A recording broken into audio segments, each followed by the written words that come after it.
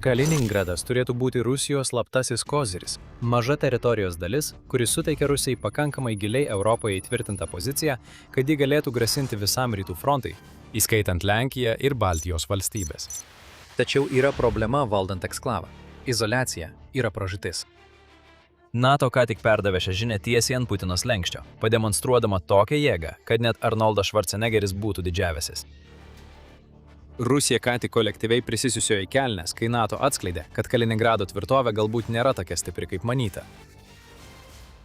Rugpjūčio 18 dieną NATO surengė planuotas oro pratybas virš Lenkijos, visai šalia Lenkijos sienos su Kaliningradu. Didžioji dalis pratybų vyko Lenkijos šiaurės rytuose, kur yra ta siena, ir jose dalyvavo tokios oro pajėgos, kurios būtų sukėlusios šiurpulius Kremliui. Iki 50 orlaivių susitelkė vienoje vietoje pratybose, kurios, kaip teigia Lenkija, buvo siekiama treniruotis bendrų oro operacijų scenarijams ir stiprinti NATO partnerių tarpusavio sąveikumą. Šios pratybos, nors ir suplanuotos iš anksto, taip pat atrodo beveik tyčia suplanuotos taip, kad pasiųstų žinutę Rusijai.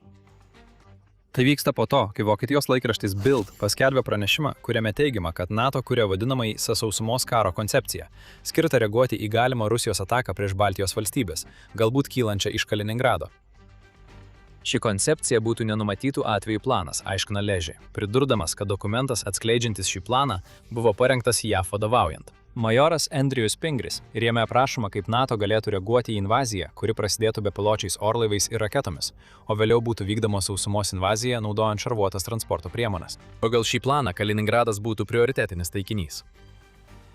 Naujausios NATO pratybos taip pat vyksta po didelio masto karo žaidimų, kuriuos NATO surengė gegužę. Šios pratybos, kurios vyko Lenkijoje ir buvo pavadintas Amber Shock 26, dalyvavo daugiau nei 3500 karių ir 100 karinės technikos vienetų iš kelių NATO šalių. Šios pratybos taip pat buvo platesnių Saber Strike 26 pratybų dalis, kurios vyko Lenkijoje, Suomijoje ir Lietuvoje, siekiant, kad NATO išsiaiškintų, kaip greitai perkelti karius per šiuos regionus. NATO nereikia niekam aiškinti, kodėl šie kariai turėtų judėti taip greitai. Tai buvo dar vienos pratybos, vėl vykusios netoli Kaliningrado, skirtos pasiruošti galimai Rusijos invazijai. Kremliaus kelnėse jau ryškėja šlapios dėmės, kol mes kalbame. Ir taip ir turėtų būti, nes naujausias NATO pratybos, kartu su viskuo, kas vyko ankstesniais mėnesiais, siunčia labai aiškią žinutę, kad Kaliningradas yra NATO taikiklyje. Šis eksklavas, kuri turėtų būti strateginis Rusijos turtas, dabar atskleidžiama kaip potencialus silpnas taškas, labai pažeidžiamas dėl milžiniškos ugnies galios, kurią NATO gali panaudoti. Yra daugybė priežasčių, kodėl Kaliningradas šiuo metu yra toks silpnas, apie kurias netrukus pakalbėsime. Tačiau prieš tai panagrinėkime pačias pratybas šiek tiek išsameu. Mes jums sakėme, kad dalyvavo iki 50 orlaivių, tačiau tai tik dalis visos istorijos. NATO į Lenkiją pasiųstas oro pajėgų junginys buvo neįprastai didelis. Be to, jame buvo orlaivių, kurie paprastai nedalyvauja pratybose netoli Kaliningrado. Tarp šių orlaivių buvo ir tokių, kurie gali vykdyti kovinius smūgius, taip pat elektroninį karą, oro erdvės stebėjimą ir degalų papildymą ore. Aukščiausiosios sąjungininkų pajėgų Europoje vadavietės atstovas spaudai, pulkininkas Martinas O'Donelas, atskleidė šiek tiek daugiau, pažymėdamas, kad rugpjūčio 18-osios Damalo pratybose dalyvavo JAV naikintuvai ir Norvegijos, taip pat NATO E3A AWACS arba oro perspėjimo ir valdymo sistemos orlaivis, taip pat Lenkijos sausumos pajėgos. Vien iš šio aprašymo pradedame susidaryti šiokį tokį pratybų vaizdą. AWACS greičiausiai veikia kaip oro vadavietė ir radarų stotis, perduodama informaciją kitiems orlaiviams ir sausumos pajėgoms kaip operacijos dalis. Be oro grupuotės dydžio NATO pratybos taip pat išsiskyrė savo sudėtingumu, praneša Itamil radaras. Tai, kad vienu metu veikia įvairios oro platformos, tokio tipo pratybose matome retai. Ir tai, kad šie orlaiviai atvyko iš kelių skirtingų šalių, pridėjo dar vieną sudėtingumo lygmenį. Kelių ore degalus papildančių lėktuvų buvimas, tarp jų ir 2 NATO A330 MRTT, taip pat tai rodo. NATO tikslas šiose pratybose buvo užtikrinti, kad jų orlaiviai galėtų ilgai išlikti ore, taip leisdami naikintuvams ir bombonešiams veikti toliau nuo savo bazės. Galbūt tie puolamieji orlaiviai skristų iš Europos į Lenkiją, kur pasipildytų degalų, o tada tęstų skrydį į Kaliningradą. NATO to tiesiogiai nepasakė, tačiau labai džiaugsis, jei Rusija liks nežinioje. Kitas įdomus šio pratybų aspektas buvo EA-37B Compass Call dislokavimas. Pasak leidinio United 24, OSINT Defender analitikas atkreipė dėmesį, kad keli orlaiviai naudoti pratybose nėra itin reti svečiai pratybose vykstančiose Lenkijoje. Tačiau EA-37B yra kitoks. To lėktuvo dislokavimas atrodo visiškai naujas ir tai leidžia manyti, kad šios pratybos galbūt nebuvo vien tik apie sąveikumo gerinimą, kaip teigia Lenkija. EA-37B yra elektroninės kovos lėktuvas, kuris taip pat gali rinkti žvalgybinę informaciją. Tai reiškia, kad NATO galėjo eksperimentuoti, kaip būtų galima išjungti Kaliningrado gynybą ir ateityje trukdyti iš anklavo paleistoms raketoms bei dronams. EA-37B Compass Call yra labai įdomus orlaivis. Pasak Air Force Technology, šio lėktuvo pradinį operacinį pajėgumą tikimasi pasiekti kažkuriuo metu 2026 metais. Atsižvelgiant į tai, kad jis ką tik skrido Lenkijoje, manome, galima drąsiai teikti, jog šis orlaivis jau yra operaciškai parengtas ir pasiruošęs būti dislokuotas. EA-37B valdo JAV oro pajėgos, o jo konstrukcija paremta Gulfstream G550 komerciniu verslo lėktuvu. Tačiau jo išvaizda nėra tokia svarbi kaip tai, ką jis daro. EA-37B skirtas pakeisti IC-130H Compass Call, kurį JAV oro pajėgos naudoja nuo 1982 metais ir suteikia nuotolinio trukdymo galimybės. Vėlgi, tai rodo galimą panaudojimą sprendžiant klausimus dėl Kaliningrado, tikėtina nukreipiant dronus ir raketas paleistas iš šios eksklavos. Turėdamas daugiau nei 13 700 metrų skrydžio lubas ir didžiausią Mach 0,82 greitį, orlaivis taip pat gali išvengti oro gynybos sistemų ir galbūt net panaudoti savo elektroninio karo galimybės, kad trukdytų toms gynybos sistemoms, taip suteikdamas svarbę paramą puolantiems orlaiviams. Manoma, kad orlaivis taip pat gali vykdyti kontrinformacinės operacijas, o tai reiškia, kad jis galėtų trukdyti Rusijos naudojamiems dezinformacijos skleidimo įrenginiams. Apskritai, tai labai įdomus papildymas grėsmių paketui, kurį NATO akivaizdžiai sukūrė, kad spręstų Kaliningrado problemą. Ir tai gražiai veda mus prie klausimo, kodėl NATO apskritai surengė šias pratybas ir ką ta Kaliningrado problema iš tikrųjų reiškia platesniame Rusijos ambicijų Europoje kontekste. Bet prieš gilindamiesi į šiuos klausimus, primenu, kad tai yra karinė laida. Jei tokios įžvalgos jūs domina, būtinai prenumeruokite kanalą ir įjunkite pranešimus, kad nepraleistumėte nė vieną mūsų kasdienio vaizdo įrašo. Taigi, apie ką iš tikrųjų buvo šios pratybos? Atsakymas priklauso nuo to, ko paklausite. Pasak Itamil radaro, įdomiausias šių pratybų aspektas buvo jų mastas. NATO pratybos Lenkijoje ir netoli Kaliningrado nėra naujiena. Mes netgi neseniai prieš kelias minutes apžvelgėme dar vienas pratybas vykusias anksčiau 2026 metais. Tačiau būtent čia pademonstruotų pajėgumų derinys yra išskirtinis. Ką NATO ką tik įvykdė, tai pratybos, kuriuose dalyvavo EE-3A orlaiviai, suteikiantis plačias vadovavimo ir valdymo funkcijas. Naikintuvai, kurie akivaizdžiai būtų naudojami pulti pasienio grėsmes, tai yra Kaliningradą, ir elektroninio karo pajėgumai, kurie anksčiau tokio tipo pratybose nebuvo matyti. Degalų papildymo ore lėktuvų dalyvavimas taip pat rodo, kad NATO ruošiasi ilgalaikiai oro kampanijai prieš Kaliningradą. Galbūt siekiant greitai ir anksti užblokuoti šį eksklavą, jei kiltų karas su Rusija. Svarbiausia tai, kad tai nebuvo tiesiog nesusijusių skrydžių rinkinys. Tai buvo visiškai parengtas operacinis paketas, labai tikslingai dislokuotas Šiaurės Lenkijoje, siekiant pasiųsti žinutę Rusijai apie tai, kaip blogai Kaliningradui baigtųsi, jei NATO pradėtų puolimą. Prisiminkite tuos šlapius lopus ant Kremliaus kelnių, kuriuos minėjome. Štai dėl šio žinutės jie ir atsirado.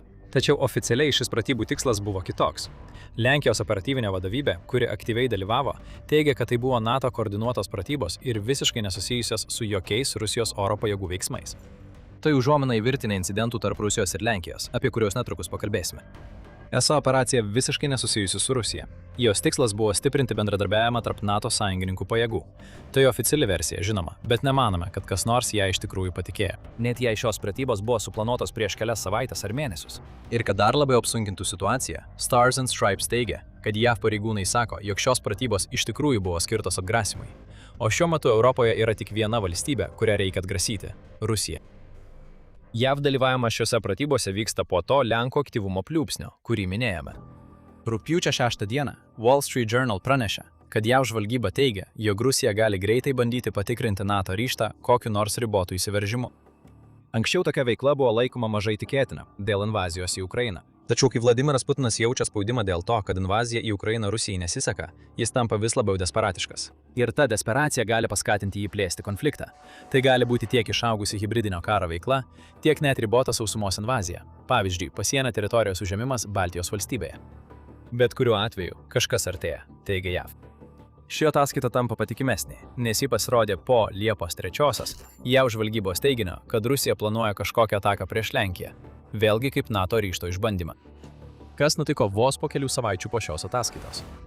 Rusija paleido raketą į Lenkijos teritoriją. Liepos pabaigoje Rusijos raketa HH-101 kirto Ukrainos ir Lenkijos bendrą sieną. Tada ji nuskriejo 90 km į Lenkijos gilumą. Beveik visą kelią lydima orlaivių, kol nukrito ir sprogo tuščiame lauke. Rusija žinoma neprisima jokios atsakomybės. Esą tai buvo tik nelaimingas atsitikimas. Ir raketa matyti tiesiog nukrypo nuo kur. Incidentas įvyko per didelį Rusijos oro puolimą prieš Ukrainą, kurio metu buvo panaudotos 74 raketos ir 284 Shahed tipo dronai. Lenkijos gynybos viceministras Tadeušas Tomčikas atvirai įvardijo incidentą tuo, kas jis iš tikrųjų buvo. Tai buvo provokacija, ketinimas, aljanso išbandymas. Šiuo atveju artimiausios savaitės tikriausiai suteiks mums daugiau atsakymų. Neturėkime jokių iliuzijų. Tokios situacijos ar tokios provokacijos kartosis, pareiškė Tomčikas Liepos 31 dieną. Jis pridūrė, kad apie 20 Rusijos raketų skrido Lenkijos kryptimi, tačiau buvo numuštos Ukrainos oro gynybos, todėl įsiveržimas galėjo būti dar blogesnis. Laikas visiškai sutampa. JAV teigia, kad Rusija kažką planuoja Lenkijoje ir kažkas įvyko mažiau nei po mėnesio. Dabar JAV sako, kad Rusija yra suplanavusi dar vieną įsiveržimą. NATO turi būti pasirengusi, o operacija, skirta parodyti Rusijai, kaip greitai būtų užpultas Kaliningradas, gali būti geriausias būdas parodyti Putinui, kad NATO yra pasirengusi. Yra ir daugiau atgrasimo aspektų. Unmasking Russia pažymi, kad Rusija Baltijos regione vykdo keistus jūrų manevrus. Ypač viena pažangiausių Rusijos karo laivų, admirolas Kazatonovas, buvo pastebėtas plaukiantis pro Fechmarną, kuris yra Vokietijos sala, kai jis išplaukė iš Baltijos jūros vandenų. Tai pavojingas laivas. Admirolas Kasatonovas gali paleisti Zirkon raketas, kurios gali būti aprūpintos branduoliniu užtaisu ir skrieja hipergarsiniu greičiu. Pastarosiomis savaitėmis prie Femarno buvo pastebėti ir kiti Rusijos karo laivai, atliekantys keistus manevrus, įskaitant admirolą Levčenką. Ir be viso to, Putinas, įsiutęs dėl vakarų perimtų Rusijos šešėlinę laivyną laivų, pagrasino, kad Rusija netrukus atsakys, konfiskuodama Europos laivus. Galbūt tai paaiškina, kodėl Rusijos karo laivai staiga tapo tokie aktyvūs Baltijos regione. Taigi vėlgi, NATO turėjo pasiųsti žinutę ne tik Lenkijai, bet ir Baltijos šalims, bei bet kuriai Europos valstybei, kuriai grasina Putinas. Kaip sako Bundeswehro universiteto karo ekspertas Karlas Masala, belieka tikėtis, kad Rusija suprato šią žinutę. Atsitraukite dabar, arba Kaliningradui bus blogai. Tai gražiai sugrąžina mus prie vietos, kurią NATO pasirinko savo pratyboms vykdyti. Tiek daug orlaivių ir sausumos pajėgų veikiančių Šiaurės Lenkijoje nėra atsitiktinumas. Kaliningradas yra taikinys ir yra daugybė priežasčių, kodėl NATO siekia naudoti būtent šį Rusijos eksklavą kaip spaudimo tašką prieš Putiną. Čia reikia atsižvelgti į tai, kuo Kaliningradas turėtų būti ir kuo jis iš tikrųjų yra. Rusijai Kaliningradas turėtų būti tiek tvirtovė, tiek nuolatinė grėsmė, kurią Rusija gali naudoti gąsdindama šalis, sudarančias NATO rytinį sparną. Siekdama sustiprinti šią grėsmę, Rusija šiame eksklave laiko oro gynybos sistemas, raketų kompleksus ir daugybę karinės infrastruktūros, be to naudoja jį Rusijos Baltijos laivynai remti. Pasak CNN, toks Kaliningrado panaudojimas yra gana naujas reiškinys. 10-ame dešimtmetyje ir iki 2016 metų pradžios Kaliningrade buvo dislokuotos karinės pajėgos, tačiau jos buvo palyginti silpnos. Tik 2021 metais, prieš pat invaziją į Ukrainą, Putinas nusprendė sustiprinti šį enklavą.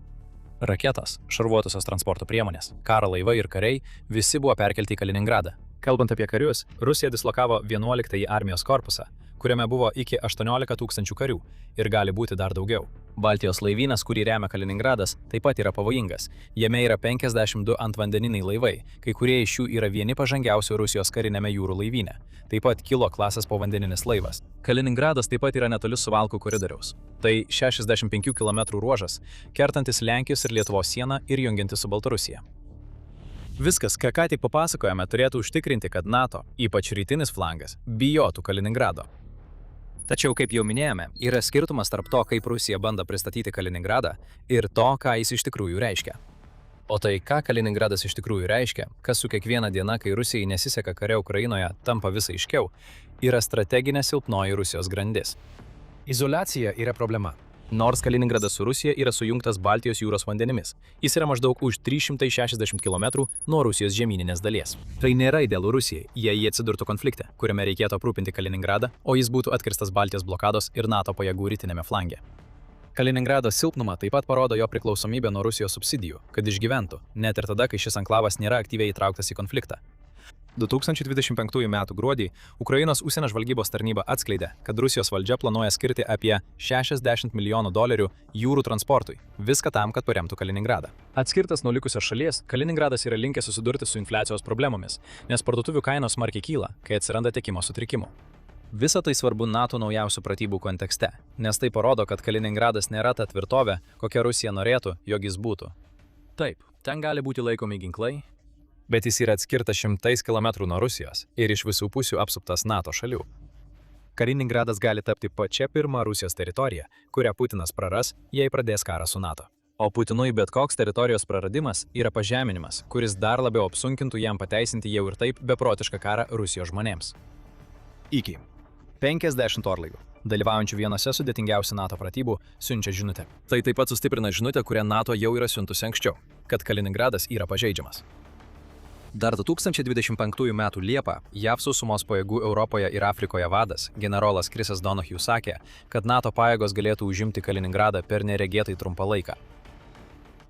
Tai reiškia, kad oro bombardavimų ir sausumos pajėgų derinys, įsiveržiantis į eksklavą, galėtų užimti Kaliningradą greičiau nei kada nors buvo manyta.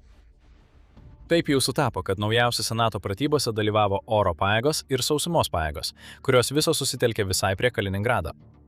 Buvęs JAV sausumos pajėgų Europoje vadas Benas Hodgesas po kelių mėnesių dar kartą patvirtino šį teiginį, teigdamas, kad tokios vietos kaip Kaliningradas ir tokios vietos kaip Sevastopolis Krymo pusiasalyje būtų sunaikintos per pirmąsias karo tarp NATO ir Rusijos valandas. Ir Rusija nieko negalėtų dėl to padaryti, nes Kaliningradas yra izoliuotas, o Rusijos ekonomika yra tiek susilpnėjusi, kad ji negali pakankamai remti Kaliningradą, jog eksklavas galėtų būti ta tvirtovė, kokios Putinas nori. Taigi, kai NATO demonstruoja savo raumenį šalia Kaliningrado, ji nesielgia kaip sporto salės vyrukas, įsimylėjęs artimiausią veidrodį. Už šių pratybų slypi tikslas. Tai, kas ką tik įvyko Lenkijoje, yra įrodymas patvirtinantis visus šiuos teiginius apie Kaliningradą silpnumą. Tai NATO parodo Rusijai, kad organizacija turi galimybę sutelkti įvairius oro pajėgumus, galinčius koordinuotai sunaikinti taikinį rekordiškai greitai. Numanytas taikinys buvo Kaliningradas. Jei Rusija provokuos NATO sąjungininkus, NATO pasirūpins, kad Putinas ir Kremlius žinotų, kaip greitai kris pažeidžiamas Rusijos eksklavas. Ir kai NATO demonstruoja savo jėgą, gąsdindama visus Kremliuje, Ukraina smogia. Ekonominės problemas, dėl kurių Kaliningradas tapo toks silpnas, dar labiau paaštrina nuolatinė Ukrainos kampanija prieš Rusijos naftos perdirbimą, dėl kurios Rusija maldauja pagalbos iš savo kaimynų. Sužinokite daugiau apie giliosios atakos strategijos poveikį mūsų vaizdo įraše. Tačiau prieš išeidami, viskas, ką čia matote, yra ištirta, patikrinta ir sukurta tikrų žmonių. Jei tai vertinate, prenumeruokite, komentuokite žemiau ir apsvarstykite galimybę tapti nariu, kad gautumėte prieigą prie išskirtinio turinio. Ir kaip visada, ačiū, kad žiūrite.